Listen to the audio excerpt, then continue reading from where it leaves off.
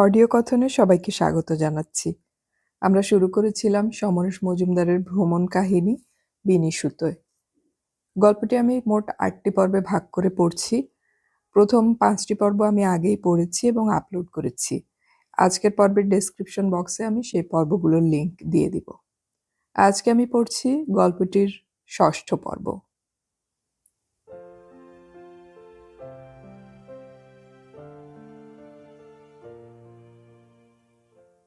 কয়েকদিন ছিলাম ওয়াহিওতে।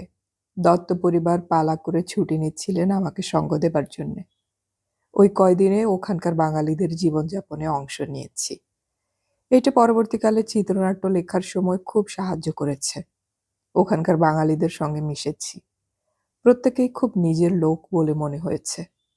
ব্যবহারে এত আন্তরিকতা আমরা এই দেশে হারিয়েছি। দত্ত পরিবারের একটি দিন এভাবেই কাটে। ভোর 4টের সময় বাইরে যখন -35, প্রভাত বড় ছেলে রানাকে ঘুম থেকে তুলে দেন। রানার বয়স বড়জোর 17। খুব মেধাবী ছাত্র। পোশাক পরে রানাকে নিয়ে প্রভাত বের হন। যখন বরফ থাকে না তখন রানা একাই যায়। ছেলেকে বরফে গাড়ি চালাতে দেবেন না বলে প্রভাত সঙ্গী হন। ওই সময় দূরের একটা মোড়ে খবরের কাগজের ভ্যান আসে। রানা তার কোটার কাগজগুলো নিয়ে গাড়িতে তোলে। তারপর ওই ঠান্ডায় বাড়ি বাড়ি বিলিয়ে আসে। প্রত্যেকের বাড়ির সামনে কাগজ রাখার জায়গা আছে। সেলোফিনে মোড়ে কাগজ ফেলে দেয় সেখানে। 5:30টায় ফিরে আসে বাড়িতে। ততক্ষণে তনুশ্রী উঠে চায়ের জল আর ব্রেকফাস্ট তৈরি করছেন। ছেলে মেয়েরা তৈরি হচ্ছে স্কুলের জন্যে। 7টায় প্রভাত বেরিয়ে গেলেন ছোট মেয়ের সঙ্গে। 8টায় তনুশ্রী। বাসে অনেক দূরের পথ। নিজেদের গাড়ি ছাড়া নড়ার কোনো উপায় নেই। একটা সামান্য জিনিস কিনতে 2 মাইল দূরের সুপারমার্কেটে ছুটতে হয়। পাড়ার দোকান বলে কোনো বস্তু নেই। সারা দিন বাড়িটা চুপচাপ থাকে। বিকেলে প্রথম 10 বছরের মালিনী ফেরে। চাবি ঘুরিয়ে বাড়িতে ঢুকে সে নিজের খাবার নিয়ে টিভির সামনে বসে যায়। এরপরে রানা। তার দায়িত্ব একটু বেশি। প্রয়োজনে কার্পেট এই সময় পরিষ্কার করে ফেলে। দত্ত দম্পতি কাজ থেকে ফেরেন সন্ধ্যের মুখে। এসেই এক প্রস্থ চা খাবার, ছেলে মেয়েদের খোঁজ খবর। তারপর প্রয়োজন হলে বাজারে যাওয়া। এই ঠান্ডাতেও গাড়ি বের করতে হয়। বাজারের প্যাকেট নিয়ে বাড়ি ফেরার পর সেগুলো সাজিয়ে রাখার দায়িত্ব কর্তার। গিন্নি তখন রান্নায় লেগে যান। আধুনিকতম রান্নার যন্ত্রপাতি থাকলেও প্রস্তুতি তো হাতেই করতে হয়। ঘণ্টাখানেকের মধ্যে 4-5টি পদের বাঙালি রান্না শেষ। খাওয়া দাওয়ার শেষে বাসন ধোয়ার পালা। চেষ্টা করে বেসিন পর্যন্ত যেতে দেননি আমাকে ওরা। এ বাড়িতে পার্টি ছাড়া মদের ব্যবস্থা নেই। সিগারেট কেউ খান না। খাওয়া দাওয়ার পাট চুকলে পড়াশোনা শুরু। ঘুমাতে যান 12টায়। মাঝে মাঝে মনে হয় এরা পুতুলের মতো জীবনযাপন করছেন। একেবারে যন্ত্রচালিত পুতুল। কিন্তু সেটা ভুল। তার প্রমাণ এদের আড্ডাগুলো। নিয়মিত নাটক, নৃত্যনাট্য করে যাচ্ছেন ওয়াহিওর বাঙালিরা। সেখানে ভিড়ও বেশ হয়। পুজো হয় সবকটা। আর বিস্ময়ের ব্যাপার, বাংলাদেশের কিছু পরিবার এদের সঙ্গে বেশ ঘনিষ্ঠ। তবু যে কষ্ট এদেশের মেয়েদের করতে হয়, আমাদের কলকাতায় তার চিন্তাও করতে পারি না। আমাকে এক কলকাতাবাসিনী বলেছিলেন, আমি আমেরিকায় যাব না পাকাপাকি থাকতে, কারণ সেখানে বাড়িতে কোনো পাঁচুর মাকে পাবো না। ভোর থেকে মধ্যরাত পর্যন্ত পরিশ্রম করা আমার দ্বারা পোষাবে না। একদিন একটা অন্যরকম অভিজ্ঞতা হলো। রানার বন্ধু একটি সাদা আমেরিকান কিশোর এ বাড়িতে এলো। বেচারা সাহস দেখাতে গিয়ে বেশি শীত বস্ত্র পরেনি। রানা দরজা খুলে দেখল সে ঠক ঠক করে কাঁপছে। সঙ্গে সঙ্গে সে চিৎকার করে তার মাকে ডাকল। তনুশ্রী দেখলেন অবস্থা। ঠান্ডায় ছেলেটির চুলগুলো সোজা এবং আঠালো হয়ে গেছে। তাড়াতাড়ি ওর মা গরম জলে ধুইয়ে মুছিয়ে চিরুনি দিয়ে আঁচড়ে দিলেন তিনি। ছেলেটি মিনমিন করে জিজ্ঞাসা করে, আন্টি, আপনাকে কত দিতে হবে? এই নিয়ে আমরা খুব হাসাহাসি করেছিলাম। ছেলেটি প্রশ্ন করেছিল সিরিয়াস হয়ে, কারণ সে জানতো তনুশ্রী মহিলাদের সৌন্দর্য বিষয়ক পড়াশোনা করছেন। তার জীবিকা হবে এটাই। যে কাজটি তিনি করলেন সেটি তার জীবিকার অঙ্গ। অতএব দক্ষিণা দেওয়া কর্তব্য। পিসি মাসিদের স্নেহ বা অনাত্মীয় নারীর কাছে স্নেহ পাওয়ার সুযোগ তার হয়নি। আমি সুমিত্রা, ছবি, তনুশ্রীদের জিজ্ঞাসা করেছিলাম, এখানে কেন আছেন? টাকার জন্যে? হ্যাঁ, টাকার জন্যে ওরা গিয়েছিলেন সেটা স্বীকার করেছেন। এ কথাও সকলে জানেন, যা সম্পত্তি ওদের হয়েছে তা বিক্রি করে দেশে ফিরে গেলে কোনো কাজ না করে রাজার মতো থাকতে পারবেন। কিন্তু ফেরা সম্ভব নয়। ইচ্ছেও নেই। নিজেরা বাড়িঘর করে একটু একটু করে মানিয়ে নিয়েছেন পরিবেশের সঙ্গে। দূষণমুক্ত আবহাওয়া, পরিষ্কার রাস্তা, টাটকা খাবার, প্রয়োজনীয় জিনিস ঠিকঠাক পাওয়া তাদের অভ্যেস হয়ে গেছে। লোডশেডিং, ভিড়, নোংরা আর হাহাকার দেশের প্রতি টানকে ভোঁতা করে দিয়েছে। যতদিন সামর্থ্য থাকবে, নিকটাত্মীয়রা বেঁচে থাকবেন, ততদিন ২ বছরে একবার দেশে যাব। ঝি চাকর নেই, প্রচুর খাটতে হয়। তবু শান্তিতে আছি মশাই। দেখেছি যখনই কোনো দম্পতি সান্ধ্য আসরে নিমন্ত্রিত হয়ে আসেন, তখনই কিছু না কিছু উপহার সঙ্গে আনেন। এটা যেন নিয়মে দাঁড়িয়ে গেছে। ক্রিসমাসের আগের সন্ধেবেলায় ওখানে থাকার সুবাদে আমার ভাগ্যেও কম জোটেনি। কলকাতায় আমরা এই ব্যবস্থা চালু করলে কেমন হয়? পার্টিতে নিমন্ত্রিত হয়ে বউকে বাড়িতে রেখে যাওয়া চলবে না। দ্বিতীয়বার এক কাণ্ড করলে ভদ্রলোককে সামাজিকভাবে বয়কট করা হবে। দেখেছি ওয়াহিও এলাকার ৮০-৯০টি বাঙালি পরিবার পরস্পরকে চেনেন।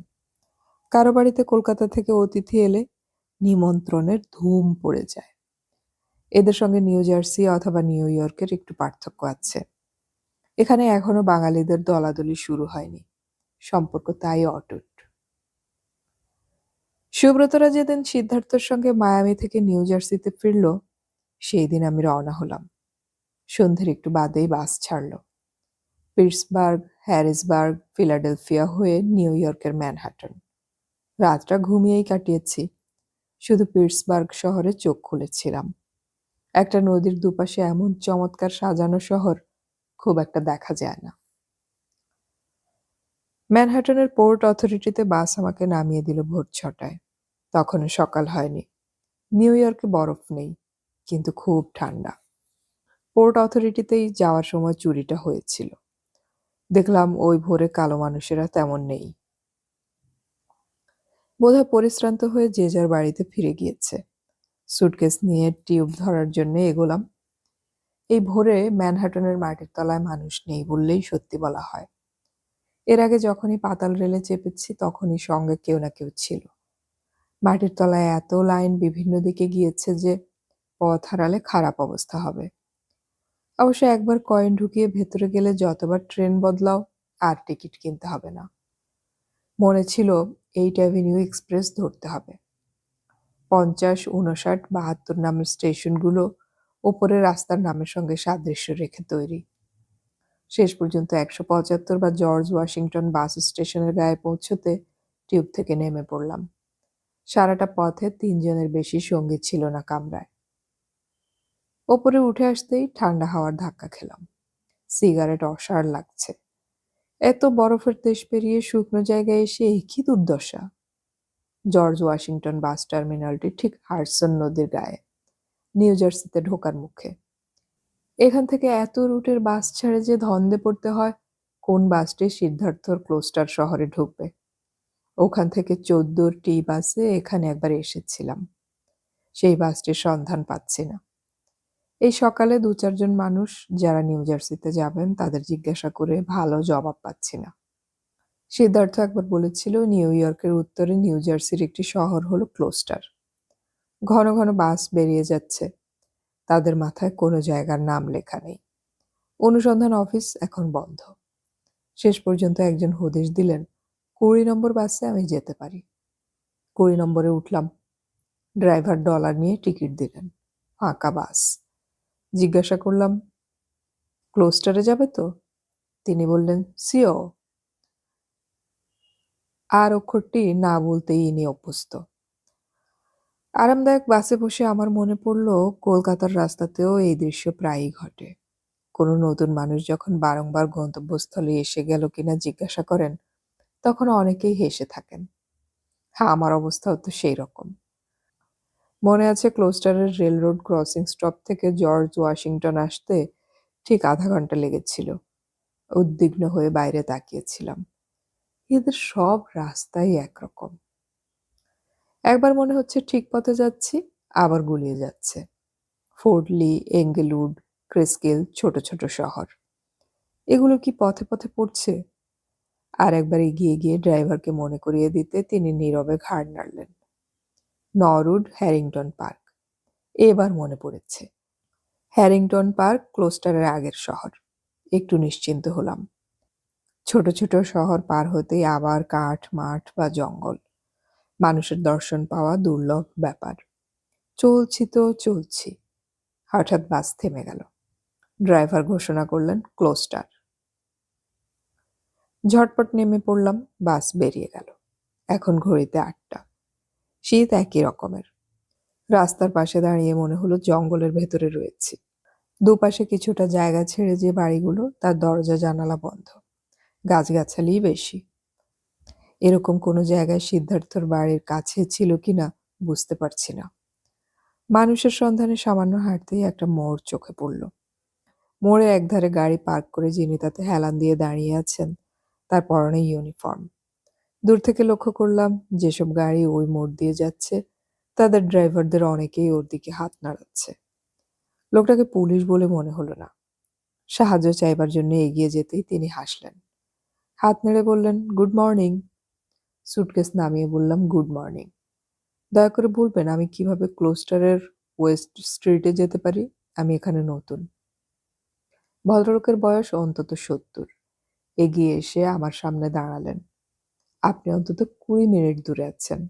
গাড়ির সময় এটা। আপনি কি করে এখানে এলেন? বাসে। আমি ক্লোস্টারে নামবো বলেছিলাম। ঠিকই, এটিও ক্লোস্টার স্যার। 20 নম্বরের বদলে 14টিতে উঠলে ওদিকে নামতে পারতেন। আপনি নাগরিক না গ্রিন কার্ড হোল্ডার? আমি ট্যুরিস্ট, বেড়াতে এসেছি। দেশ কোথায়? ভারত। আচ্ছা। আমি ভারতের কথা অনেক শুনেছি, বিশেষ করে মিসেস গান্ধীর কথা। কিন্তু স্যার, আপনি সিগারেট খাচ্ছেন কেন? নিজেকে ধ্বংস করছেন আপনি।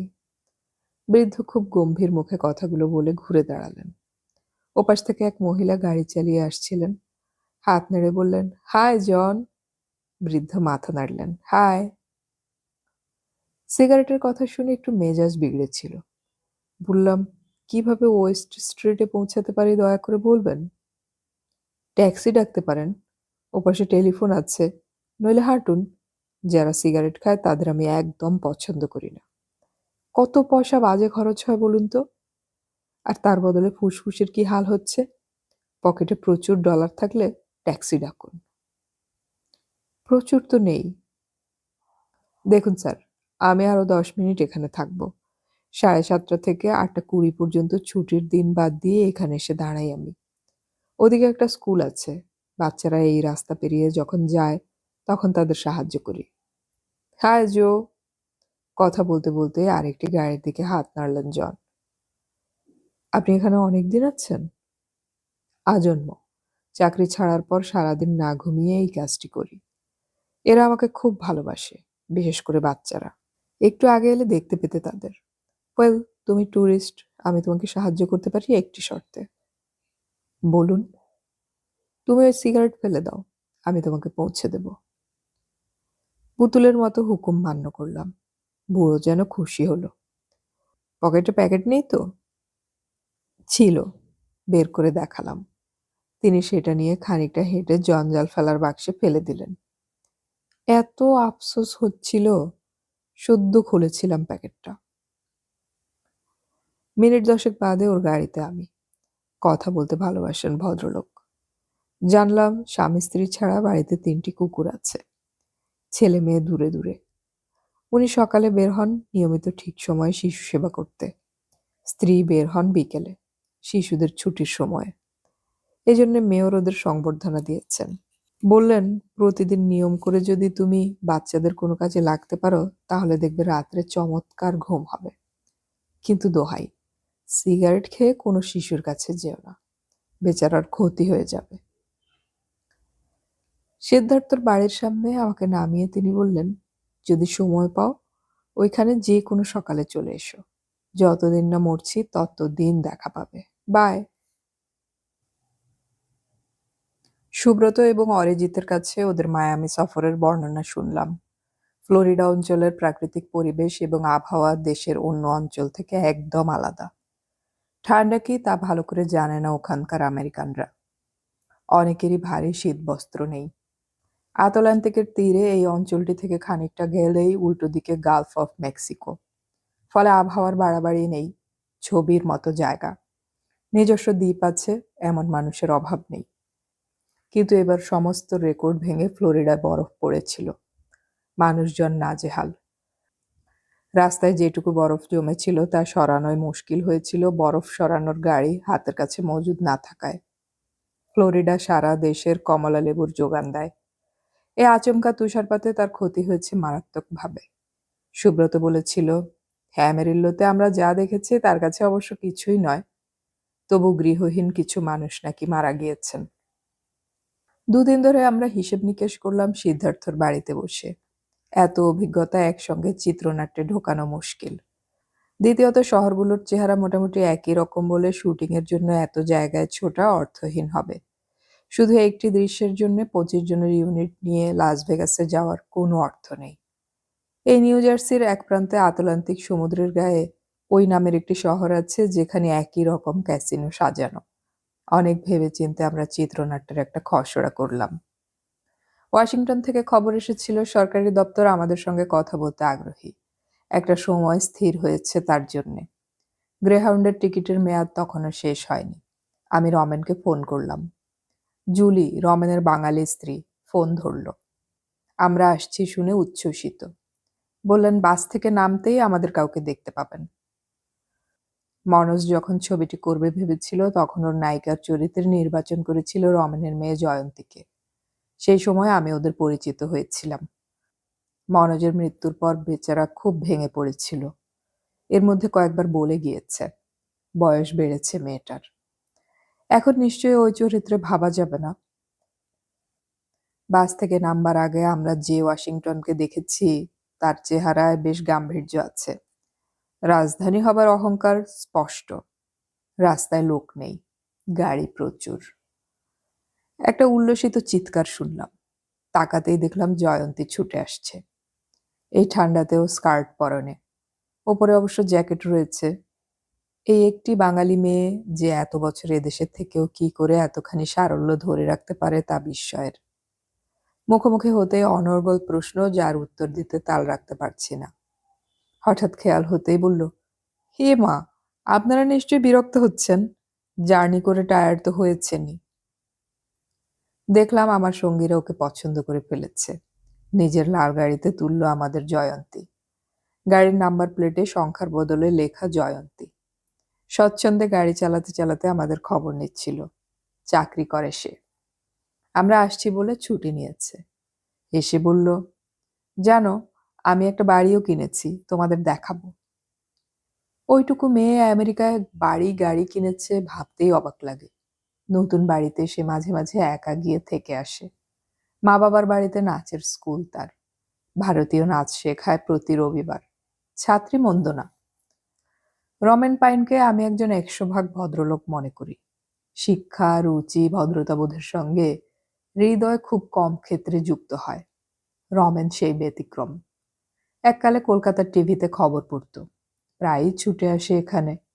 ভয়েস অফ আমেরিকার চাকরিতে সুনাম আছে, কিন্তু ওখানকার জীবনে খাপ খাওয়াতে পারে না।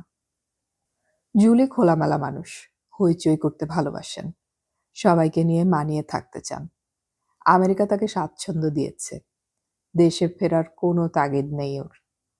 রাত্রে অরিজিৎ বলল, পিঙ্কি চরিত্রে মনোজবাবুর নির্বাচন ঠিক ছিল, ওকে এখনো মানিয়ে যাবে। হ্যাঁ, এ কথা আমার মনেও এসেছিল। এতগুলো বছরকে একটু কাছে ঘেঁষতে দেয়নি মেয়েটা। আমাদের একটা বড় সমস্যার সমাধান হলো। পরদিন জয়ন্তী আমাদের নিয়ে গেল সরকারি দপ্তরে। সিনক্লেয়ার নামে এক চীনে আমেরিকান আমাদের সঙ্গে কথা বললেন। যাবতীয় সাহায্য তিনি দেবার চেষ্টা করবেন। এর মধ্যে অন্যতম হলো অনুমতি আদায় করে দেয়া। অতএব অফিসার সব সময় আমাদের সঙ্গে যোগাযোগ রাখবেন। আমরা কোথায় কোথায় শুটিং করব তার বিশদ বিবরণ আগাম দিতে হবে। পুলিশের অনুমতি পাওয়া যাবে ইন্স্যুরেন্স থাকলে। যে কোনো রাস্তায় ক্যামেরা বসিয়ে আমরা শুটিং করতে পারি না। কোনো পথচারী যদি আমাদের যন্ত্রপাতিতে ধাক্কা খেয়ে পড়ে যান, তাহলে তাকে মোটা অঙ্কের ক্ষতিপূরণ দিতে হবে। অতএব এটা মনে রাখা দরকার। তাছাড়া ওয়াশিংটন শহরে নানা জায়গার জন্য নানান রকমের পুলিশ আছে। একটির অনুমতি অন্য জায়গায় কাজে লাগবে না। তবে সিনক্লেয়ার সাহেব এসব সমস্যার দায়িত্ব নিচ্ছেন। আমরা কোনো আর্থিক অনুদানের কথা বলিনি এবং ওরাও সেই বিষয়ে কোনো প্রস্তাব দেননি। ভালোই ভালোই এটা চুকে গেল বলে আমরা খুশি হলাম। যদি সরকারি অনুমতি না পাওয়া যেত তাহলে জেএফকে এয়ারপোর্টের ইমিগ্রেশনের দরজা শুটিং পার্টির জন্য বন্ধ হয়ে যেত। আমরা তো এর পরের বার ট্যুরিস্ট হিসেবে আসছি না। আমরা ওয়াশিংটন শহরের সর্বত্র ঘুরলাম। শহরের মধ্যেই দুটো নদী, পেটোম্যাক আর অ্যানাকোস্টিয়া। ম্যাডিসন প্লেসের গায়ে হোয়াইট হাউসের সামনে শুটিং করব ঠিক করলাম। প্রেসিডেন্ট বুশ সাহেবের বাড়ির চারপাশে কঠোর নিরাপত্তার ব্যবস্থা। ভিয়েতনাম যুদ্ধে যারা মারা গিয়েছে তাদের নাম লেখা দেওয়ালটাও পছন্দ হলো। স্মিথসোনিয়ান ন্যাশনাল আর্ট গ্যালারির সামনের রাস্তাটাকে নির্বাচিত করা হলো। মনুমেন্ট বা ক্যাপিটাল আমাদের আকর্ষণ করছিল, কিন্তু যেহেতু আমরা একটা শহরের ওপরে ডকুমেন্টারি ছবি করছি না, চরিত্রগুলো কাহিনীর প্রয়োজনে যেখানে যেতে পারে তার বাইরে যাওয়া সম্ভব নয়, তাই অনেক কিছুই হয়তো শেষ পর্যন্ত বাদ দিতে হবে। কিছু সাদা ছেলে মেয়ে এবং কালো ছেলেকে দরকার, সিরিয়ালে যারা পিঙ্কির সূত্র ধরে আসবে। জয়ন্তী কথা দিল একটি সাদা মেয়েকে সে জোগাড় করে দেবে। মেয়েটি রবীন্দ্রসঙ্গীত জানে। আমরা খুশি হলাম। ঘন্টা পাঁচেক বাসে চেপে আমরা আবার ফিরে এলাম নিউ ইয়র্কের পোর্ট অথরিটিতে। ঠিক করেছিলাম অরিজিতের হারানো সুটকেসটার হদিশ পাওয়া গেল কিনা খোঁজ করতে হবে। সেই একই পথে হেঁটে পৌঁছলাম পুলিশ স্টেশনে। ডায়েরি করার কাগজপত্র দেখাতে জানা গেল সুটকেস পাওয়া গেছে হার্লেমের রাস্তায়, তালা ভাঙা এবং এমন ভাঙাচোরা অবস্থায় যে ভিখিরিও ছুঁয়ে দেখবে না। মালপত্তরের আশা না করাই ভালো। বেরিয়ে আসছি, একটা শিরিঙ্গে গোছের লোক পিছু নিল।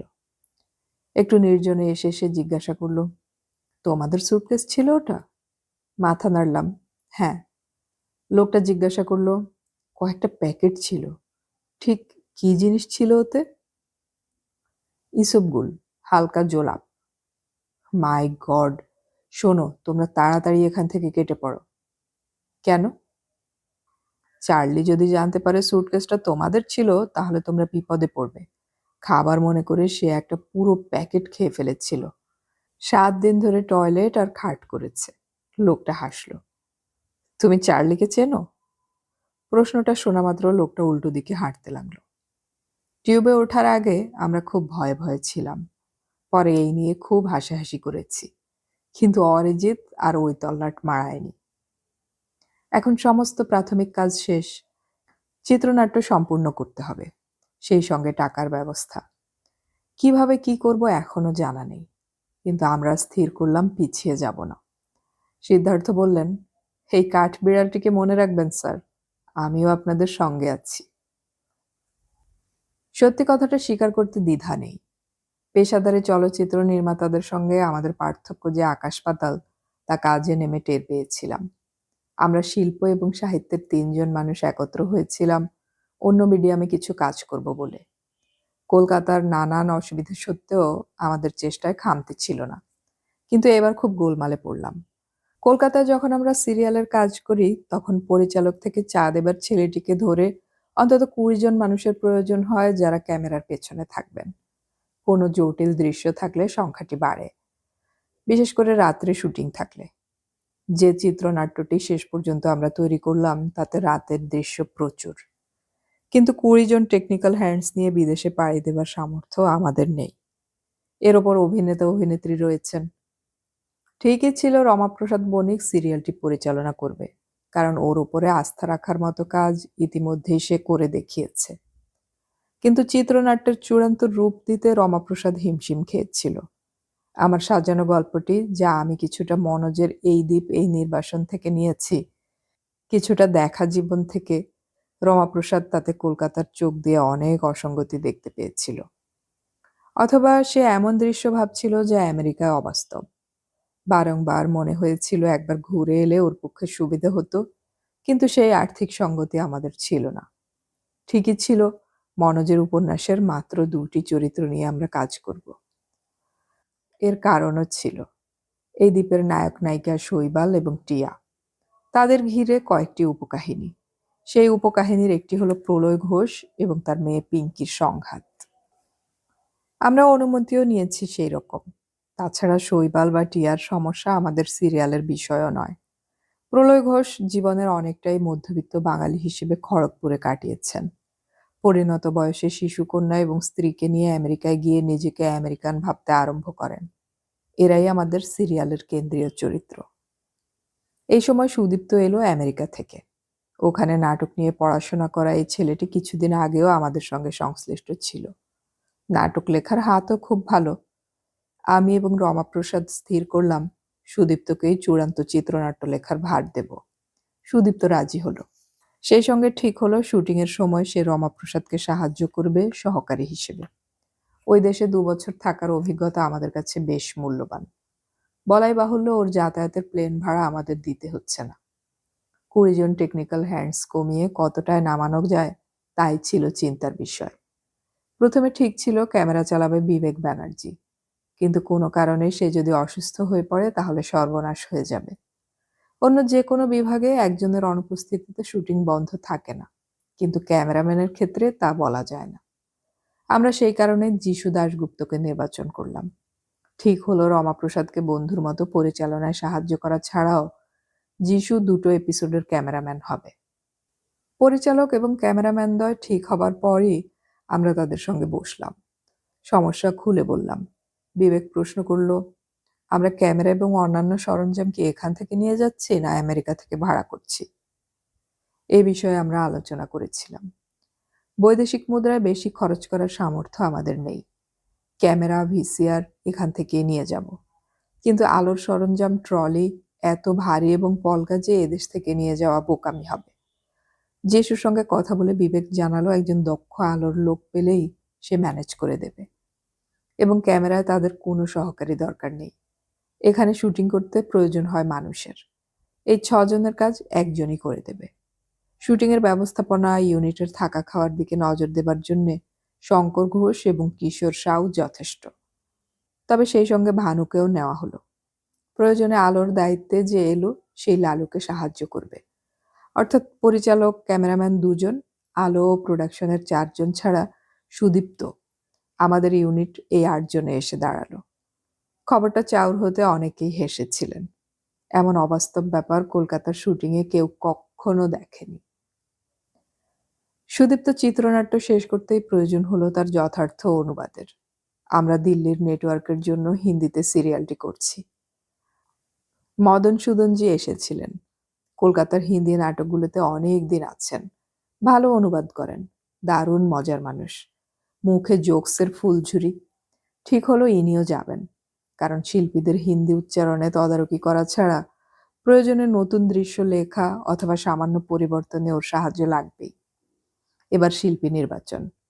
নিউ ইয়র্ক ছাড়ার আগে আমরা সিদ্ধার্থকে অনুরোধ করেছিলাম জনাকুড়ি মানুষের থাকার জন্য ক্লোস্টারে একটা বাড়ি ভাড়া করতে। তখন কাগজে প্রায় 1 সপ্তাহ $50 একটি ঘর ভাড়া দেবার বিজ্ঞাপন থাকত। কাজে নেমে সিদ্ধার্থ জানালেন 20 জন শুনে কোনো ল্যান্ডলর্ড রাজি হচ্ছেন না। শেষতক তিনি ঠিক করেছেন একটি হোটেলের 4টি ঘর সাপ্তাহিক ভাড়ায় নেবেন এবং বাকিরা তার বাড়িতেই থাকবে। 3 সপ্তাহের শুটিংয়ে পয়সা বাঁচানোর জন্য এই ব্যবস্থা মেনে নেওয়া ছাড়া কোনো উপায় ছিল না আমাদের। ওয়াশিংটন থেকে জয়ন্তী জানালো টেলিফোনে তার নিজস্ব বাড়িতে যত জন ইচ্ছে থাকতে পারে, আর বাকিরা অতিথি হবে বাবার ওমেন পাইনের বাড়িতে। অর্থাৎ আমাদের থাকতে হবে মিলেমিশে, কিছুটা কষ্ট স্বীকার করে। প্রলয় ঘোষের চরিত্রে রমাপ্রসাদের গোড়া থেকেই পছন্দ ছিল দীপঙ্কর দেকে। দীপঙ্কর ভালো হিন্দি বলেন এবং আমাদের বন্ধু মানুষ। ঠিক হয়েছিল কলকাতা থেকে আমরা মাত্র 3 জন শিল্পী নেব।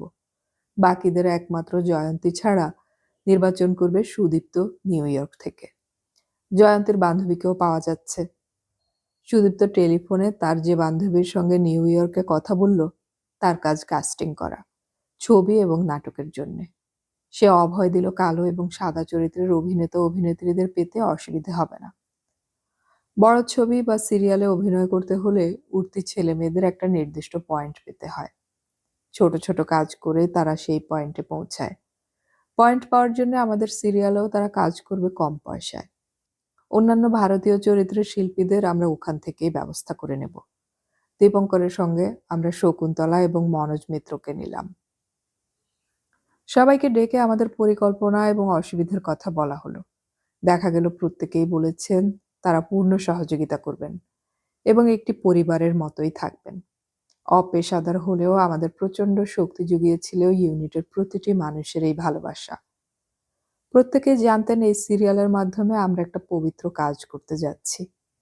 দেশত্যাগী ভারতীয়দের জীবনযাপন সম্পর্কে এই দেশের মানুষকে পরিচয় করিয়ে দিয়ে অনেক ভ্রান্তি দূর করতে পারবো। সেই সঙ্গে শ্রদ্ধা জানানো হবে অত্যন্ত সম্ভাবনাপূর্ণ মৃত শিল্পী লেখককে, যার স্বপ্ন ছিল এই বিষয় নিয়ে ছবি করার। এই অবধি যখন এগিয়ে গিয়েছি তখনও টাকার সুরাহা হয়নি। যাওয়া আসার প্লেন ভাড়া, সবার দক্ষিণা ইত্যাদি না হয় ভারতীয় টাকায় দেওয়া হবে। সেই ব্যবস্থা না হয় ধার করেও মেটানো সম্ভব, কিন্তু ডলার পাবো কোথায়? দীপঙ্কর হঠাৎ প্রস্তাব দিল, আমাদের থাকা খাওয়া ইত্যাদির খরচ তো আমাদের এফটিএস থেকেই করতে পারি। একটা পথ দেখা গেল। এই সময় নিউ জার্সি থেকে সিদ্ধার্থ জানালো, এরকম একটা বিষয় নিয়ে সিরিয়াল হচ্ছে, তা ওখানে জানাজানি হয়ে যাওয়ার পরে অনেকেই সাহায্যের হাত বাড়িয়ে দিতে প্রস্তুত। এনআইআর থেকে নাগরিক হয়ে যাওয়া বাঙালিরা আমাদের এগিয়ে যেতে অনুরোধ করেছেন। এই ব্যাপারটাই আমাদের আরো সাহসী করে তুলল। এখন আমরা আবেগের ঢেউয়ে ভাসছি। যেতে হলে পাসপোর্ট করা দরকার। সুদীপ্ত ছাড়া আমার আর অরিজিতের ভিসার প্রয়োজন নেই। গতবারে নেয়া ভিসার সময় এখনো শেষ হয়নি। রমাপ্রসাদ, শঙ্কর, শকুন্তলা এবং বিবেকের পাসপোর্ট আছে। বাকিদের করানো দরকার। কিশোর বা ভানু আমাদের সঙ্গে গোড়া থেকেই সংশ্লিষ্ট, কিন্তু এদের সম্পর্কে বিশদ জানা ছিল না আমাদের। দেখা গেল অনেকেরই সেই সব প্রাথমিক তথ্য নেই যা পাসপোর্টের জন্য দাখিল করতে হয়। এই পাসপোর্ট পর্ব নিয়ে আমাদের কম ঝামেলায় পড়তে হয়নি। যাত্রা শুরুর 3 দিন আগে মনোজ মিত্রের পাসপোর্ট সংক্রান্ত ফাইল উধাও হয়ে গেল পাসপোর্ট অফিস থেকে। মনোজ মিত্র মাথা নেড়ে বললেন, আমায় বাদ দিন, আমার ভাগ্যে বাইরে যাওয়া নেই। কিন্তু শেষ পর্যন্ত সবই পাওয়া গেল। আজকাল মার্কিন দূতাবাস তাদের দেশে যাওয়ার ব্যাপারে বিদেশিদের বেশ খুঁটিয়ে দেখেন। অবিবাহিতা বা অবিবাহিত ট্যুরিস্টদের সহজে যেতে দেন না। ব্যক্তিগত ইন্টারভিউতে তাদের সন্তুষ্ট করতে হয়। দেশের জনসংখ্যা কমানোর জন্য ওরা এখন বেশ সচেষ্ট। আমাদের ব্যাপারে অবশ্য তেমন কোনো অসুবিধে হলো না। আমরা অঙ্গীকার করলাম যাদের নিয়ে ওদেশে যাচ্ছি তাদের ঠিকঠাক ফিরিয়ে আনবো। ভিসা পাওয়া গেল। মনে রাখতে হবে আমাদের দলের বেশ কিছু সদস্য এর আগে প্লেনেই চড়েনি, পশ্চিম বাংলার বাইরে যাননি এবং অনেকেই ইংরেজিতেও কথা বলতে পারেন না। তারা শুধু নিজেদের কাজটা ঠিকঠাক জানেন। দেখলাম আমেরিকায় যাচ্ছেন বলে তাদের কোনো বাড়তি উত্তেজনা নেই, যেন সিমলা অথবা শ্রীনগর শুটিং করতে যাচ্ছেন। দিন 7 আগে অরিজিৎ চলে গেল ওয়াশিংটন। মার্কিন কর্তাদের সঙ্গে আরেকবার কথাবার্তা বলা ছাড়া সুদীপ্ত এবং জয়ন্তের নির্বাচিত শিল্পীদের সঙ্গে কথা বলবে, প্রয়োজনে পরিবর্তনও করবে। দল নিয়ে যাওয়ার দায়িত্ব আমার ওপর। আমরা ক্যামেরা নিলাম বন্ধুবর সুশীল দাসের কাছ থেকে। ভদ্রলোক এমন একটা উদ্যোগ হচ্ছে জেনে নানাভাবে সাহায্য করলেন। সাধারণত দেশের ভেতরে শুটিংয়ের সময় যন্ত্রপাতি দেখভালের জন্য এরা বাধ্যতামূলকভাবে কেয়ারটেকার দিয়ে থাকেন, কিন্তু আমাদের খরচ কমানোর জন্য এবার উদার হলেন। আমরা ভেবেছিলাম সরঞ্জাম এখান থেকে নেব, কিন্তু টুকিটাকি এমন অনেক জিনিসের প্রয়োজন হবে যা শেষ পর্যন্ত ওখান থেকেই নিতে হলো। এইসব ব্যাপার আমরা প্রচার করতে চাইনি। টিকিট, ভিসা ইত্যাদির পর্ব শেষ হয়ে যাওয়ার পরেও স্থির ছিল অরিজিৎ ওদেশ থেকে আমাদের সবুজ সংকেত জানালে আমরা রওনা হব। যেসব সাহায্য পাবো বলে প্রতিশ্রুত হয়েছি সেগুলো সম্পর্কে নিঃসন্দেহ হওয়া দরকার ছিল। এই কারণেই প্রচার করতে চাইনি, কিন্তু মনে রাখতে হবে এর আগে পশ্চিম বাংলা থেকে কোনো চলচ্চিত্র বা সিরিয়াল বিদেশে গিয়ে শুটিং করার ঝুঁকি কেউ নেয়নি। নতুন কিছু করলেই তো এদেশে প্রচুর প্রচার পাওয়া যায়। কাজটা ঠিকঠাক শেষ না করে আসা পর্যন্ত কোনো রকম প্রচার চাইনি। দিন 2 আগে ফোন এলো, সব ভালো, যাত্রা শুরু করা যেতে পারে। আমরা সন্ধ্যের ফ্লাইটে বোম্বে যাব। সেখান থেকে শেষ রাত্রে পানাম নিয়ে যাবে আমেরিকায় ফ্রাঙ্কফুর্ট হয়ে। প্রতিটি সদস্যকে বলা হলো বিকেল 5টায় দমদম এয়ারপোর্টে পৌঁছে যেতে। আমরা প্রচার চাই বা না চাই, খবর চাপা থাকেনি। তার প্রমাণ পাচ্ছিলাম একটার পর একটা ভৌতিক টেলিফোনে। টেনশন বাড়াবার পক্ষে সেগুলোই যথেষ্ট। বাঙালির স্বভাবে অন্যকে বিরক্ত করার যে প্রবণতা আছে, এক্ষেত্রেও তার ব্যতিক্রম হলো না। এখানে একটা গুরুত্বপূর্ণ ভূমিকার কথা বলা দরকার। আমাদের দল দুভাগে থাকবে নিউ জার্সিতে, শুটিং স্পট বিভিন্ন জায়গায়। ভারতীয়দের সঙ্গে ও দেশের শিল্পীরা যুক্ত হলে সংখ্যাটি মন্দ হবে না। এতগুলো মানুষকে নিয়ে যাওয়া আসার কি ব্যবস্থা হবে আগে চিন্তা করিনি। ওখানকার বাঙালিরা বলেছিলেন গাড়ির অভাব হবে না, প্রতিটি পরিবারেই 2-3টি গাড়ি আছে। কিন্তু এইটা যে অবাস্তব তা পরে বুঝেছি। 20 জন মানুষ নিয়ে 4টে গাড়ি শুটিং স্পটে যেতে পারে, কিন্তু তার চালক চাই। ও দেশের মানুষের হাতে সময় নেই 22 দিন ধরে আমাদের ড্রাইভার হবার। আমাদের কারো কারো আন্তর্জাতিক ড্রাইভিং লাইসেন্স আছে, কিন্তু ও দেশের রাস্তার অনভিজ্ঞতা গাড়ি চালানোর পক্ষে অন্তরায় হয়ে দাঁড়াবেই। এর ওপর 4টে গাড়ির আলাদা পেট্রোল খরচ তো আছেই। অনেকেই বলেছিল একটা মাঝারি ভ্যান ভাড়া করে ড্রাইভার রাখতে। মাঝারি ধরনের ভ্যানের সাপ্তাহিক ভাড়া বেশি নয়, কিন্তু ড্রাইভার অসম্ভব। তারা প্রতি ঘন্টায় যত ডলার নেবেন তা দেবার ক্ষমতা আমাদের নেই।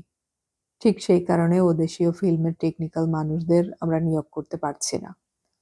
কানাডার ফুয়াদ চৌধুরী, যে মনোজের সময় থেকে এই প্রজেক্টে আগ্রহী ছিল, এবারও তার সঙ্গে আমাদের যোগাযোগ হয়েছে। কিন্তু তাকে তার ছুটির বদলে ডলারে যেটা পারিশ্রমিক হিসেবে দিতে হতো তা আমাদের সাধ্যাতীত। এই সময় কামাল এলো কলকাতায়। নীরজ সি চৌধুরীকে আন্তর্জাতিক নাগরিক বলা হয়। তিনি যতখানি বাঙালি ততখানি ইংরেজ, আবার যতখানি ইংরেজ ঠিক ততখানি বাঙালি। ওর ব্যাপারটা আমরা এখন বুঝতে পারি, কামালকে নয়। সে জগন্নাথ কলেজ থেকে ধানমন্ডি যেভাবে কাউকে জিজ্ঞাসা না করে যেতে পারে, ঠিক সেইভাবে গড়িয়াহাট থেকে শ্যামবাজারে যায়। কর্নাট প্লেস থেকে চিত্তরঞ্জন পার্ক যত স্বচ্ছন্দভাবে যায়, তার থেকে বিন্দুমাত্র কমে ম্যানহাটন থেকে কুইন্সে পৌঁছায় না। পৃথিবীর প্রায় সব বড় শহরে ওর বন্ধু আছে এবং তাদের কাছে নির্দ্বিধায় খবর না দিয়ে উঠতে পারে। পিতৃসূত্রে সে মুসলমান, কিন্তু আল্লাহ, যিশু এবং ভারতীয় দেবদেবতা নিয়ে নির্বিকার রসিকতা করে যায়। কামাল অত্যন্ত ভাবপ্রবণ, উপেক্ষা সহ্য করতে পারে না, কল্পনা বিলাসী। গত 7 বছর ধরে ওকে আমি অজস্র পরিকল্পনা করতে শুনেছি ব্যবসা বিষয়ক, এবং কোনোটাই অর্ধেক পথের বেশি এগোয়নি। প্রথমবার যখন আমেরিকায় যাই তখন ওর সঙ্গে পরিচয়, সেটাও নাটকীয়। সুনীল গঙ্গোপাধ্যায় ওর টেলিফোন নম্বর দিয়ে বলেছিলেন আলাপ করতে পারো। এক সন্ধ্যায় নিউ ইয়র্ক থেকে ফোন করেছিলাম। পরিচয় হবার পরে বলল আমি আসছি। সেটা মনোজকে বলতে সে মাথা নাড়ল অবিশ্বাসে। অসম্ভব, ভুল শুনেছেন। ওটা বোস্টনের ফোন নাম্বার। বোস্টন এখান থেকে 5 ঘন্টার পথ। ভাবলাম হয়তো তাই, ভুলই শুনেছি। ভোরবেলায় বেল বাজালো কামাল। দরজা খুলতেই লম্বা চওড়া লোকটির শিশুর মতো হাসি হেসে বলল, আমি কামাল, তুমি সমরেশ?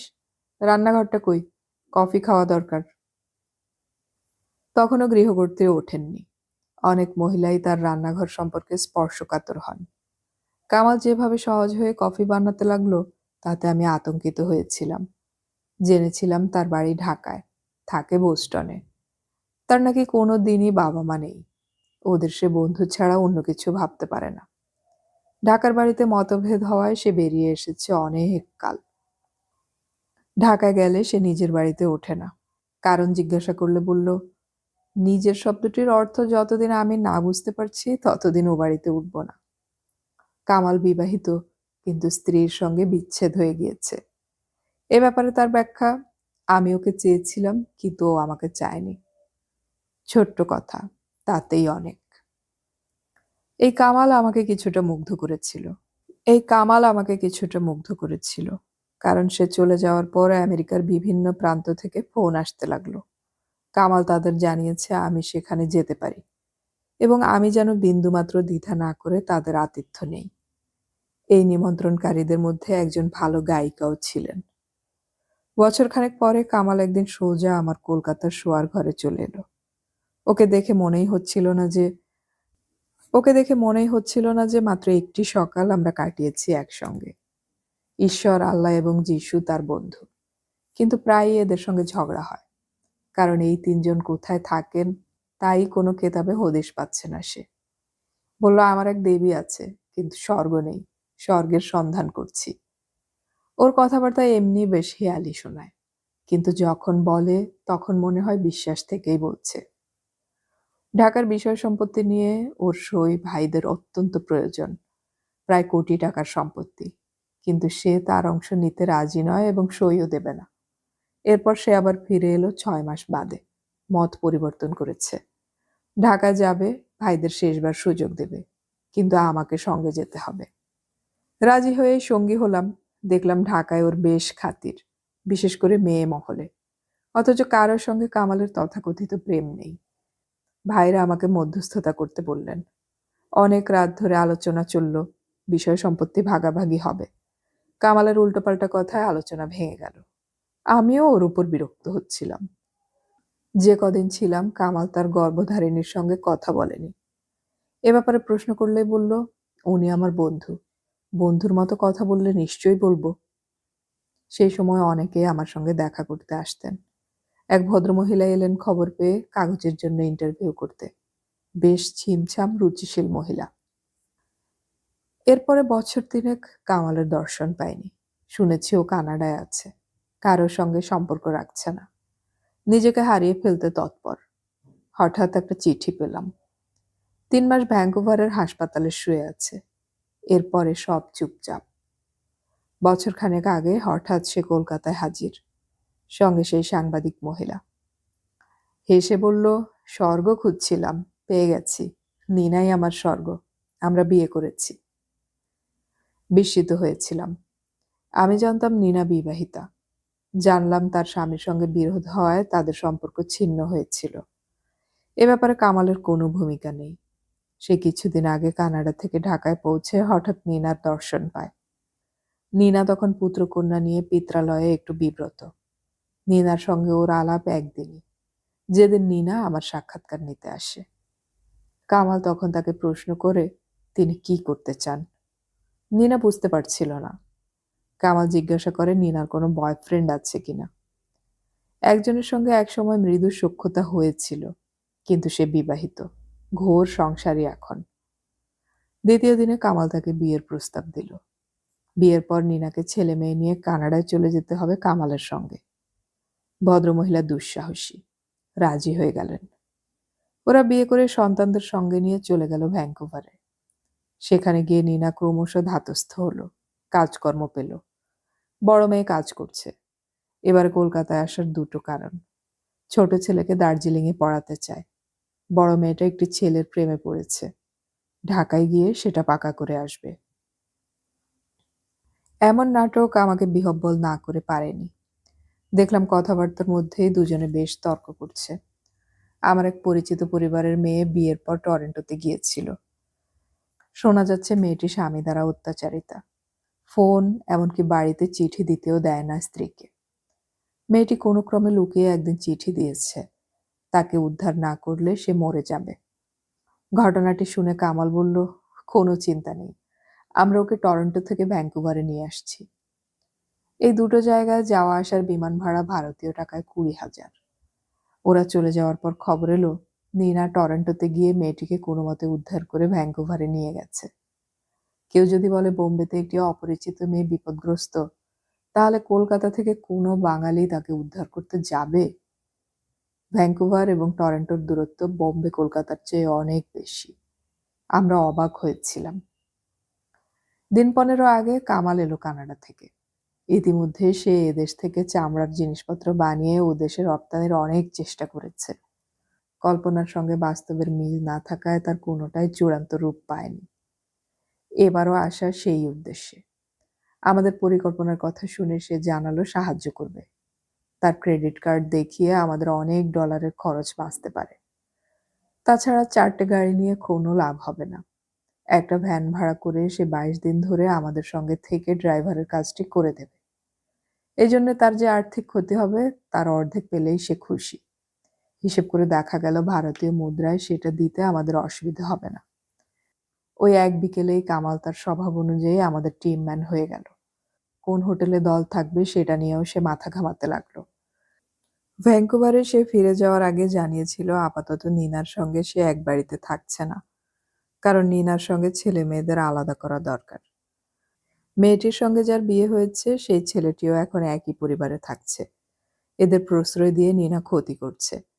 ওদের ভালোর জন্যই নিনার একা হওয়া দরকার, এবং সেটা যতদিন নিনা না করছে ততদিন ভ্যাঙ্কুভারে যাবে, কিন্তু আলাদা থাকবে।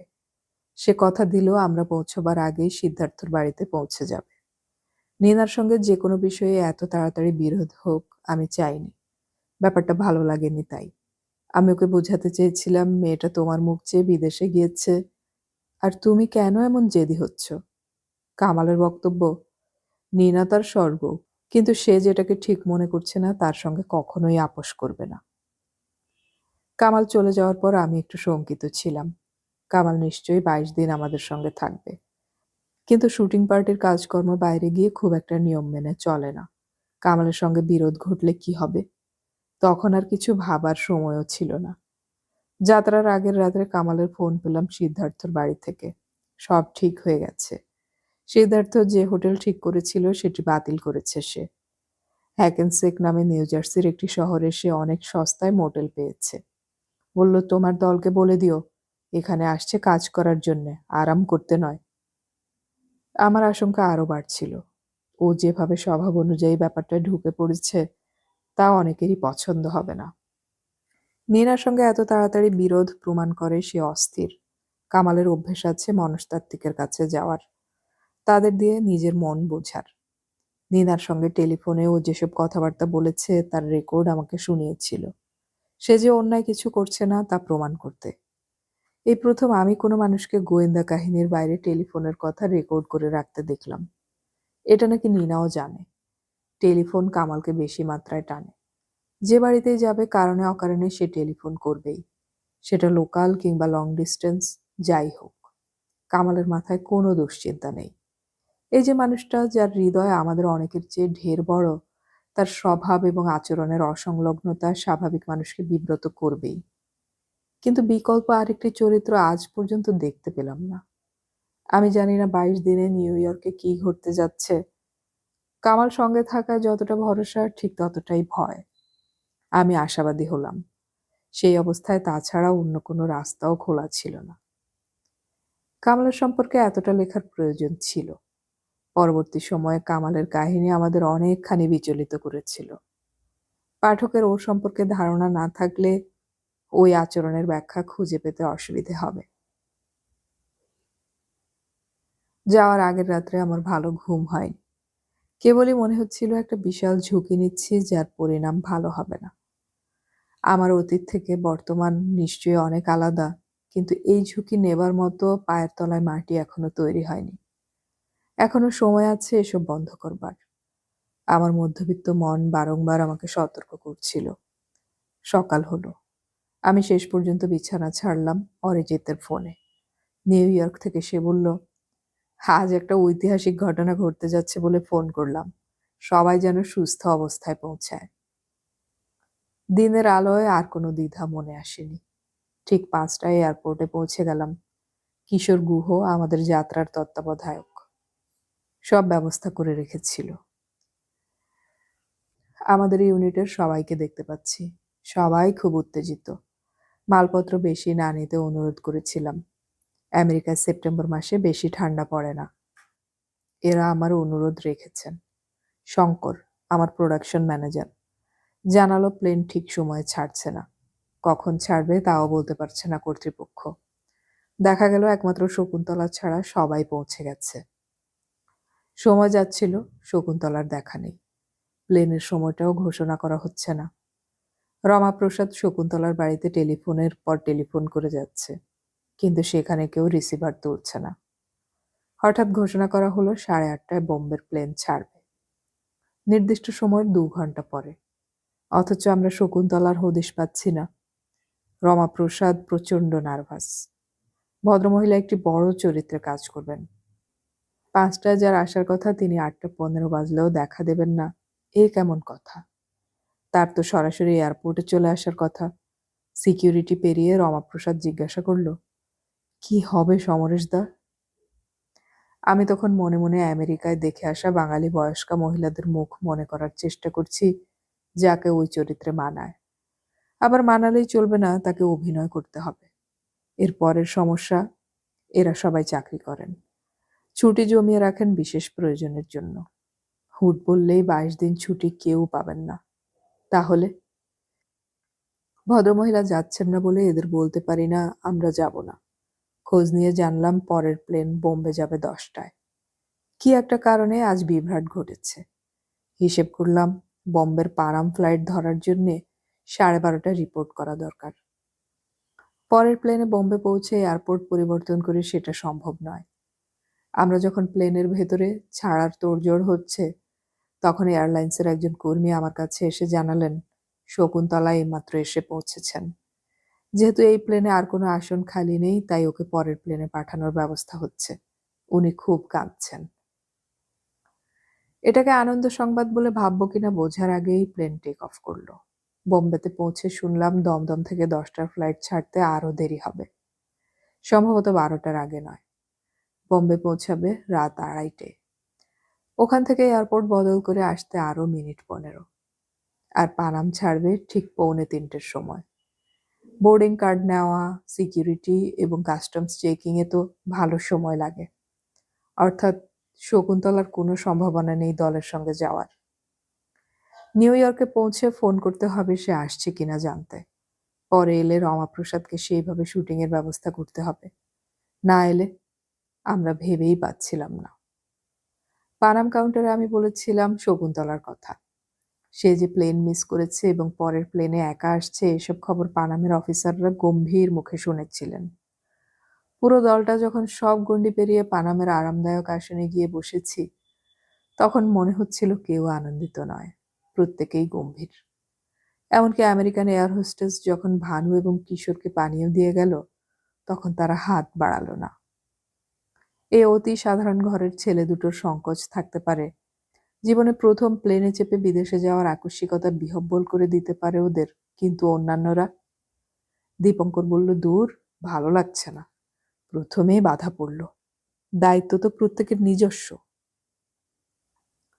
প্লেন ছাড়ার সংকেত হলো, কিন্তু প্লেন ছাড়ছে না। 1-2 করে 15 মিনিট চলে গেল নির্দিষ্ট সময় পেরিয়ে। যাত্রীরা সবাই উসখুস করছে। হঠাৎ দেখলাম শকুন্তলাকে। বিশাল প্লেনের শেষ প্রান্তে এয়ার হোস্টেসের সঙ্গে এদিকে হেঁটে আসছে সে। তৎক্ষণাৎ দরজা বন্ধ হলো। আমি এগিয়ে গিয়ে তাকে বললাম, বসুন। শকুন্তলা ঝড়ে বিধ্বস্ত চেহারা নিয়ে ধপ করে বসে দুহাতে মুখ ঢাকল। আমি নিজের আসনে ফিরে যাওয়া মাত্র প্লেনের ইঞ্জিন চালু হলো। আমরা ভারতবর্ষের মাটি ছাড়ছি। রমাপ্রসাদের গলা শুনতে পেলাম, বেঁচে গেলাম। আমি ভদ্রমহিলার দিকে তাকালাম, দুহাতে মুখ ঢাকা, কাঁধ দুটো ঈষৎ কাঁপছে। এই সময় ওকে বিরক্ত করা ঠিক হবে না। তাকিয়ে দেখলাম পেছনের আসনে শ্রীমান ভানু এবং কিশোরের হাতে পানীয় গ্লাস। আমি চোখ বন্ধ করলাম। বম্বে এয়ারপোর্টে পথ খরচের জন্য ডলার নিয়েছিলাম আমরা। দলের অনেকেই সেই প্রথম ডলারের নোট চোখে দেখেছিল। বলা যায় আইনসম্মত মালিক হয়েছিল। $1 চেয়ে 1 পাউন্ড মূল্যবান, এবং ওদের একটির বিনিময়ে 20 থেকে 30-35 ভারতীয় টাকা পাওয়া যায়। বাহরাইনের দিনার অবশ্য আরও দামি, কিন্তু সেটা আন্তর্জাতিক বাজারে প্রচলিত মুদ্রায় পড়ে না বলে আলোচনায় ওঠেনি। মনোজ মিত্র ডলারের নোটটি সামনে ধরে বলেছিলেন, সাহেবদের দেখছি ভক্তি শ্রদ্ধা প্রচুর। আমার বাবা জানলে খুব খুশি হবেন। দীপঙ্কর বলল, এর মধ্যে আপনার বাবা এলেন কি করে? মনোজ মিত্র তার অদ্ভুত হাসিটি হাসলেন। আমি প্লেন ধরতে সরাসরি বাড়ি থেকে বেরোতে পারিনি। বাবা পাঁজি দেখে বলেছেন দুপুরের পর যাত্রা নাস্তি। অতএব সেই সময় বাড়ি ছেড়ে এক আত্মীয়ের বাড়িতে আশ্রয় নিতে হয়েছিল। তখন তো আর এয়ারপোর্টে এসে বসে থাকা যায় না। বিধর্মী এবং নাস্তিকের দেশে যাচ্ছি বলে এইসব অনুশাসন। কিন্তু তিনি যদি এই ডলারটি দেখতেন, তাহলে খুব খুশি হতেন। মনোজদা আমাদের দেখালেন। ডলারের উপর বড় বড় অক্ষর ছাপা, in god we trust. Dipankar মাথা নেড়েছিল। বাবা, ঈশ্বর ভক্তি ছাড়া এত ক্ষমতা পাওয়া যায় না। তারপর আলোচনা উঠেছিল আমেরিকানরা কতখানি ঈশ্বরমুখী। এ ব্যাপারে আমার কোনো জ্ঞান ছিল না, কিন্তু আমার বেশ মজা লাগছিল। এতদিন ডলার খরচ করেছি অনেক, কিন্তু কখনো এই নোটের ভেতরের লেখাপত্র নিয়ে মাথা ঘামাইনি। প্লেনের পেছন দিকটা এখন আমাদের দখলে। ছড়িয়ে ছিটিয়ে বসে আছি। সময়কে জয় করতে করতে প্লেন উড়ছে ফ্রাঙ্কফুর্টের দিকে। এখন ভোর হবার কথা আমাদের ঘড়ি অনুযায়ী, ফলে ঘুম আসছে না।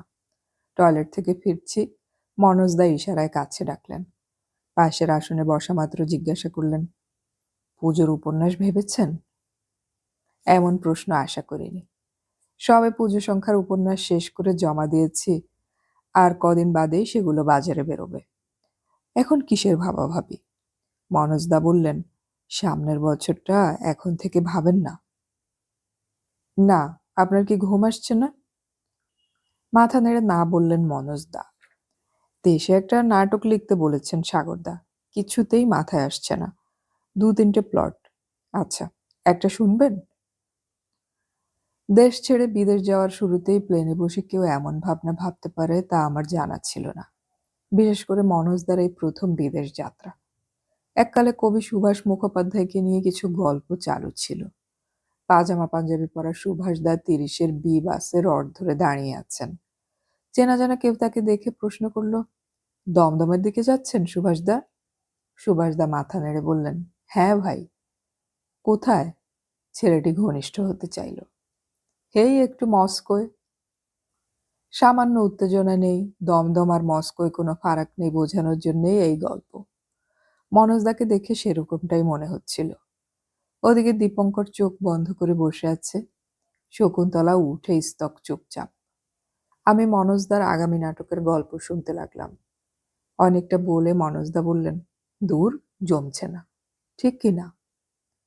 মনোজদার সঙ্গে আমার বয়সের ব্যবধান বেশি নয়। একই কলেজের ছাত্র ছিলাম আমরা।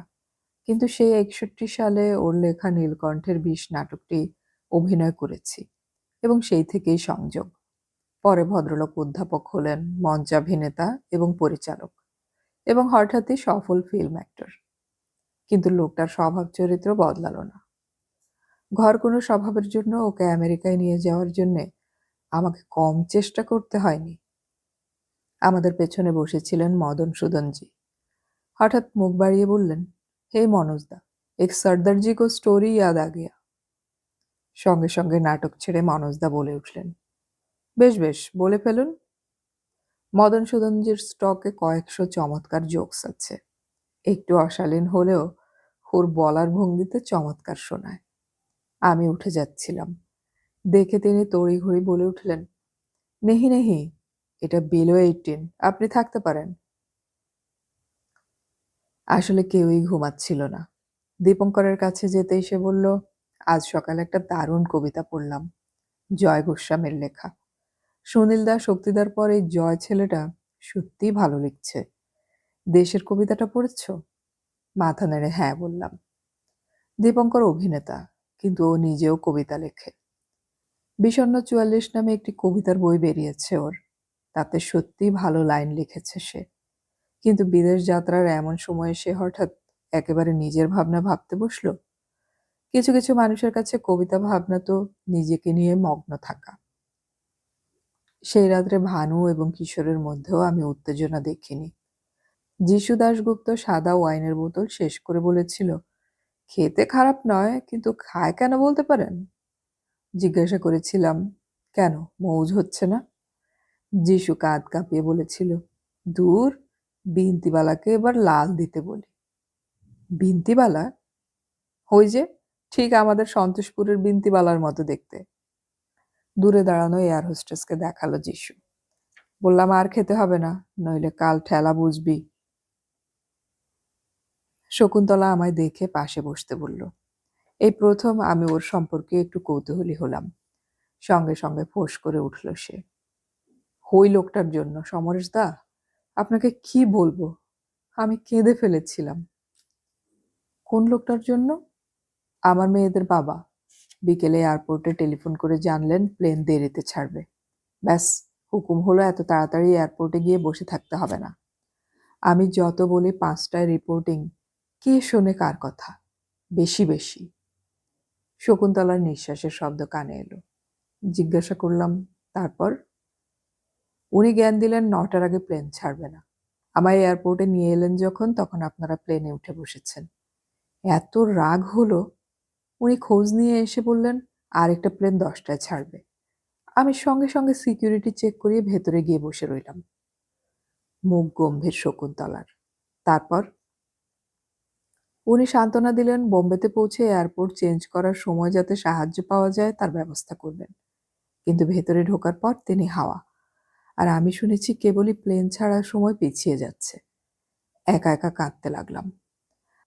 আমি আমেরিকায় এর আগেও গিয়েছি, কিন্তু সবচেয়ে যেটা অন্যায় সেটা হলো আমি দলের সঙ্গে যেতে পারছি না, এবং শেষ পর্যন্ত না যেতে পারলে আমার জন্য আপনাদের বিরাট ক্ষতি হয়ে যাবে।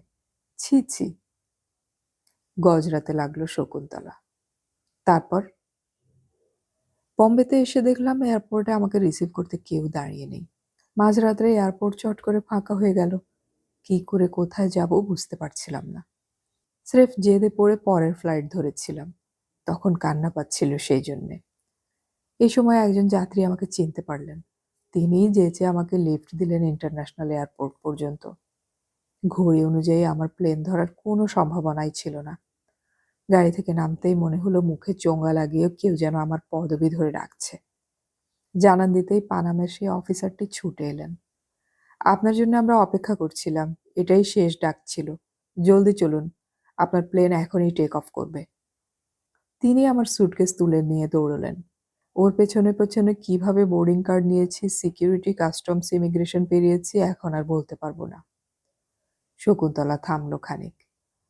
তখনও তাকে ঠিক ধাতস্থ বলে মনে হচ্ছিল না। পানাম কর্তৃপক্ষের বদান্যতায় আমরাও বেঁচে গেলাম। শকুন্তলা জিজ্ঞাসা করল, সবাই খুব রেগে গেছে না? মাথা নাড়লাম। আপনি পৌঁছে যাবার পর সব ঠিক হয়ে গেছে। আমাদের ইউনিটের অধিকাংশ সদস্যই মাসে ২-১ বার কোনো না কোনো শুটিং উপলক্ষে কলকাতার বাইরে যান। এই যাওয়ার ব্যাপারটা ওদের অভ্যেসে এমনভাবে পৌঁছে গেছে যে আর কোনো উত্তেজনা হয় না। মনে হয় বোম্বে ছাড়ার পরেও সেই অভ্যাসই কাজ করছিল। সকাল ৯টায় ফ্রাঙ্কফুর্টে নেমে যখন দেখা গেল প্রত্যেকের ঘড়ি ৩ ঘন্টা এগিয়ে, তখনই বিস্ময় থাবা বাড়ালো। ঘণ্টা দেড়েক ট্রানজিট লাউঞ্জে কাটাতে হয়েছিল আমাদের। প্লেনে ওঠার সময় থেকেই বিবেক যেভাবে ক্যামেরা কোলে নিয়ে বসেছিল, নিজের ছেলেকেও কেউ অতটা যত্ন করে না। ট্রানজিট লাউঞ্জেও দেখছি সেটা ওর কোলে।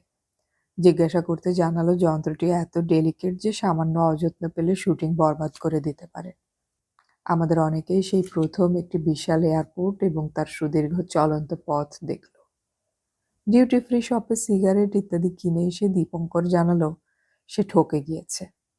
পার্ক স্ট্রিটে এর চেয়ে অনেক কম দামে সে বিদেশি সিগারেট কিনে থাকে।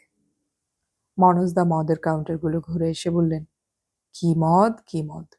এত মদ মানুষের খাওয়ার জন্য তৈরি হয়? ভাবা যায় না। মদনসূদনজি চুপচাপ দাঁড়িয়েছিলেন। কারণ জিজ্ঞাসা করতেই বললেন, সমরেশদা, একটা লোকের থাকার জন্য বাড়ির দরকার ছিল, অথচ পকেট বিলকুল খালি। হঠাৎ সে একদিন সমুদ্রের ধারে একটা ডাব পেয়ে গেল, যার মধ্যে জিন থাকে। সে ডাবের মালিক হতেই জিন বাইরে বেরিয়ে এসে কুর্নিশ করে বলল, হুকুম করুন, কি করতে হবে? লোকটা বলল, আমাকে একটা ভালো বাড়ি দাও। জিন ভেঙচে উঠল, আপনি তো খুব বুদ্ধু। আমি যদি আপনাকে বাড়ি দিতে পারবো, তাহলে ওই ডাবটার মধ্যে নিজে থাকতে যাব কেন? হাসলাম। তারপর জিজ্ঞাসা করলাম, এখানে কার কি ভূমিকা? খুব সিম্পল।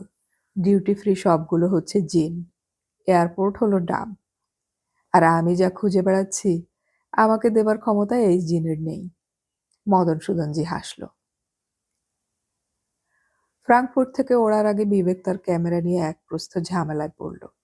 সরকারি অফিসাররা তাকে ক্যামেরা বহন করতে দেবেন না, এবং সে ছাড়ার পাত্র নয়। ওই নিয়ে বেশ কিছুক্ষণ তর্ক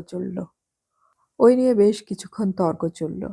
প্রথমে ইংরেজিতে, তারপর একজন জার্মানে, অন্যজন বাংলায়।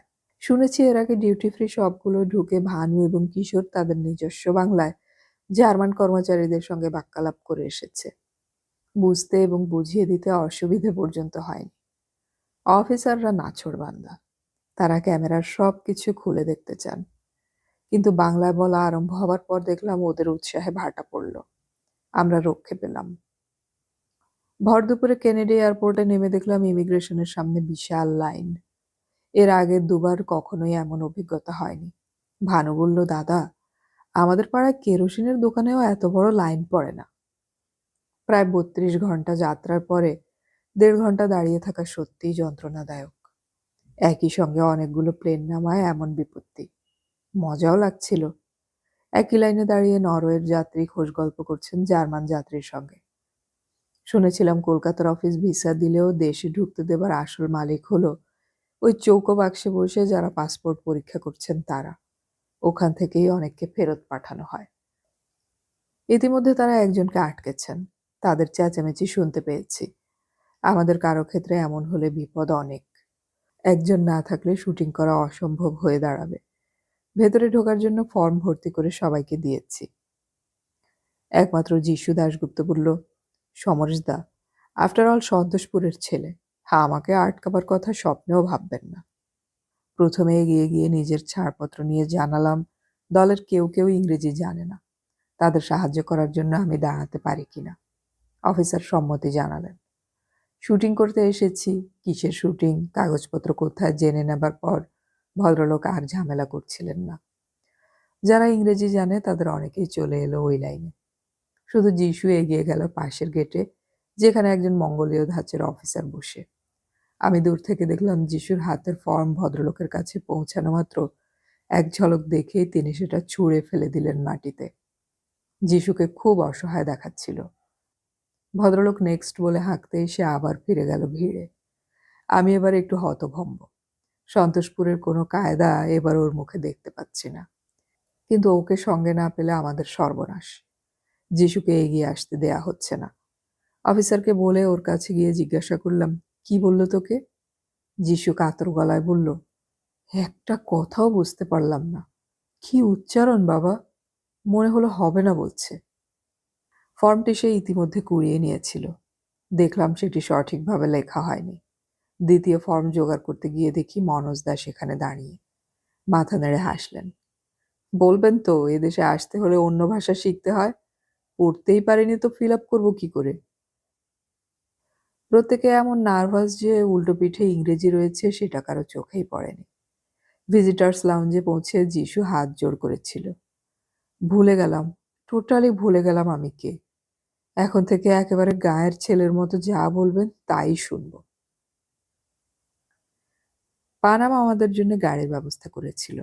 শুনেছিলাম লিমোজিন আসবে, কিন্তু একটা বড় ভ্যানের সঙ্গে মার্সিডিজ পেয়ে গেলাম। গাড়ি দুটো মালপত্র তুলতে তুলতে শঙ্কর বলল, এই তাহলে আমেরিকা সমরেশদা? মানে? দিল্লি বম্বের মতনই তো। আমি তো খুব উত্তেজিত ছিলাম অন্য কিছু দেখব। এয়ারপোর্টের বাইরেটা তো একই রকম হওয়া উচিত। রমাপ্রসাদ কাছে এলো।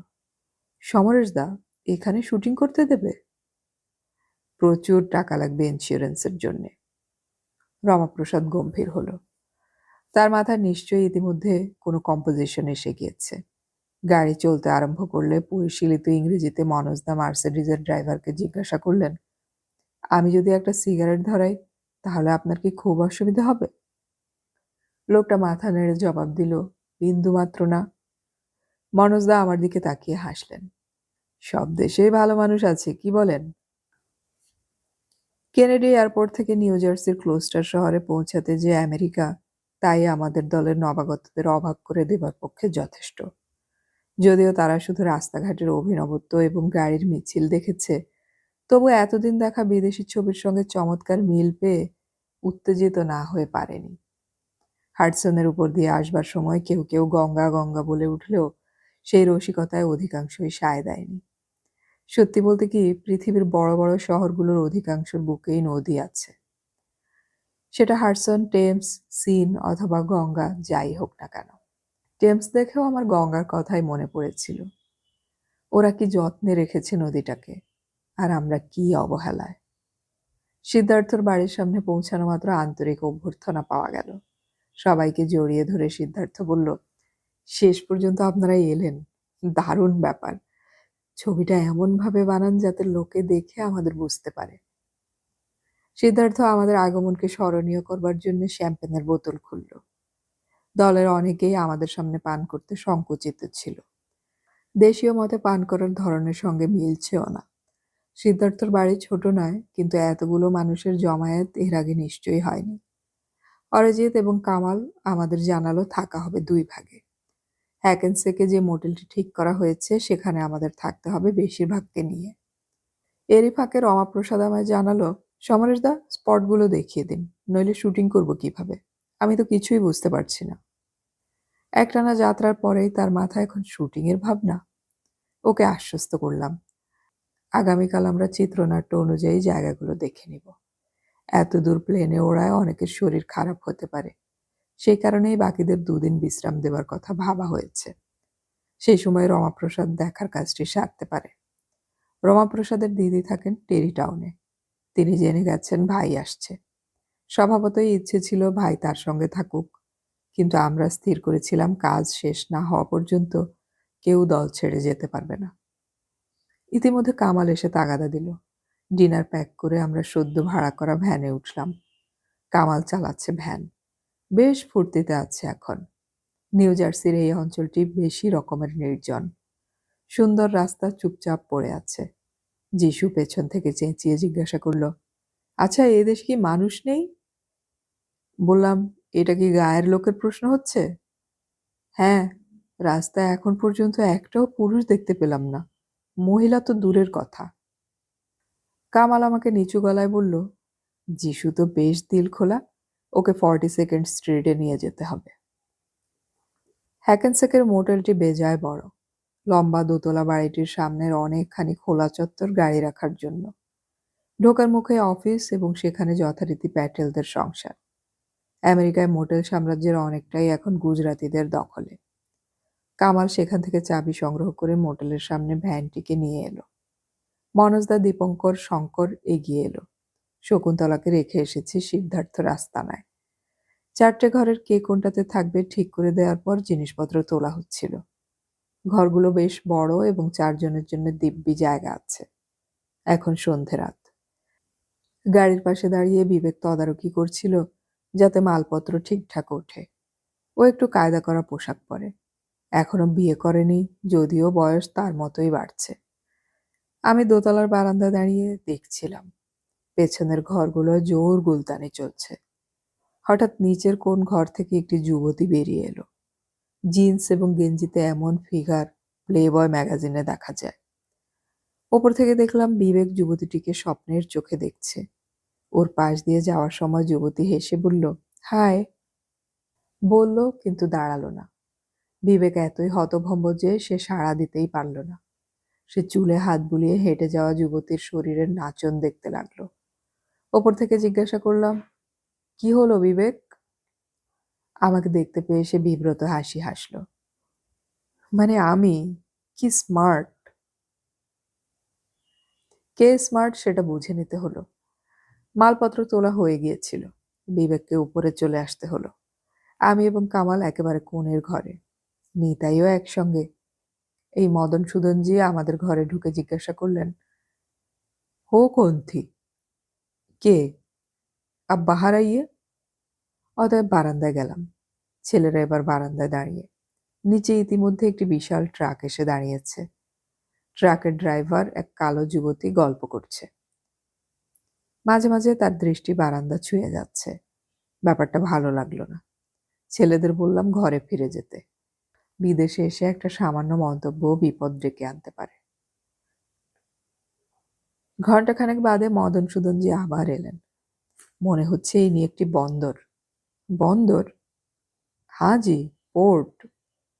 আপনি একবার দেখেই বুঝে গেছেন? বিধান রায়জি তো পেশেন্টকে দূর থেকে দেখেই বুঝতেন, কিন্তু এখন আর কোনো ভয়ের চান্স নেই। ছেলেরা ঘর থেকে বের হবেন না। ছেলেরা ঘর থেকে বের হবে না। মদন সুদনজি হাসলেন। কামাল জিজ্ঞাসা করল, টায়ার্ড তো হবেই। কিশোরকে বলি ডিনার দিয়ে দিতে, নিশ্চয়ই সবার ঘুম পেয়ে গেছে। কামাল উঠে দাঁড়ালো। নেই নেই জি, সবাই এখন ঘরে ঘরে ঘুম ভাঙার গান দেখছে। সেটা আবার কি? মদন সুদনজি গম্ভীর মুখে টিভির কাছে চলে গেলেন। নব ঘুরিয়ে চ্যানেল দেখতে লাগলেন। কোথাও খবর হচ্ছে, কোথাও বিজ্ঞাপন, কোথাও সিনেমা। শেষ তক হাল ছেড়ে দিয়ে বললেন, ক্যা জি, নেতা বলে আপনার ঘরকে এরা নিরামিষ করে রেখেছে? মধুসূদনজি চেয়ার টেনে বসলেন। পাশের ৩টে ঘরে স্পেশাল চ্যানেলে যে ছবি চলছে তা দেখলে ঘুম ভেঙে যাবে কবরে যে শুয়ে আছে তারও। পাপস! ব্লু ফিল্মের কথা এতদিন শুনে এসেছি, চোখে যা দেখলাম তা বর্ণনার অতীত। যাক চলে, এতদূর উড়ে এসে সবাই বিশ্রাম না নিয়ে এই কাণ্ড করছে। জিজ্ঞাসা করলাম, ওরা আপনার হাঁটুর বয়সী, ওদের সঙ্গে এসব দেখলেন?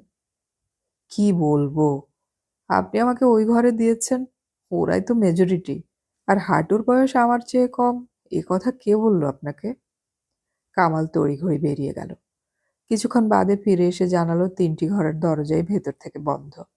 শব্দ করে খুলিয়ে দেখেছে চ্যানেল ঘুরে গেছে টিভির। ব্যাপারটাকে উপেক্ষা করাই ভালো, প্রত্যেকেই তো প্রাপ্তবয়স্ক। খাওয়া দাওয়ার পর যখন বিছানায় শুয়েছি তখন যিশু এবং বিবেক এলো।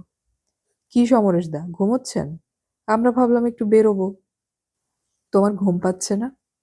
দূর, আজ শুয়ে পড়ো বাবা, কাল দেখা যাবে। এখানে অসুস্থ হলে দেখতে হবে না আর। আমার না এনার্জি শেষ হয়ে গেছে। ওরা চলে গেল। এবার কামাল টেলিফোনে হাত দিল। সিদ্ধার্থর বাড়িতে ফোন করে প্রথমে জেনে নিল সেখানে সব ঠিকঠাক আছে কিনা। তারপর আবার নম্বর চাইল অপারেটরের কাছে। Long distance call. সেটা পাওয়ার আগে নিজের কার্ডের নম্বর জানালো। আমার দিকে তাকিয়ে হাসল। ভয় নেই, তোমাদের বিল বাড়াচ্ছি না। এরপরে যে সংলাপ তা লেখার কোনো প্রয়োজন নেই। অসন্তুষ্ট স্ত্রীর সঙ্গে কথা বলতে গেলে যে শব্দ ব্যবহার করতে হয় কামাল তাই করল। ঘরে যে আরো ২জন মানুষ রয়েছে তা ওই সময় খেয়ালেই ছিল না ওর। বোঝা গেল নীনা তাকে অবিলম্বে কানাডায় ফিরে যেতে বলছে। ও নতুন দায়িত্বের কথা বলে ক্রমাগত বুঝিয়ে গেল। শেষ পর্যন্ত পাল্টা প্রস্তাব দিল নীনাই আসুক আমেরিকায়। শুনতে শুনতে কখন ঘুমিয়ে পড়েছি জানি না, তবে তার আগে মনে ভয় ঢুকেছিল। কামাল চলে গেলে কি হবে?